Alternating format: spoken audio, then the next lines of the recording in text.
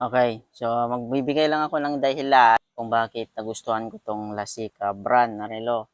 Ito siya mga tol. So yung unang-una siyempre mga tol is yung, pinaka-waterproof niya. Ah, 'Yan yung isa sang pinakaimportante sa relo. Mapa-araw tapos mapa-ulan, waterproof. Pangalawa yung pinaka, LED niya dito is malaki na siya. May ilaw na rin siya, military watch siya mga tol. So kung nakikita mo dito, may stopwatch na rin yan. Yan, stopwatch, yung isa. Tapos, nakikita mo yung date, malalaki dito. No?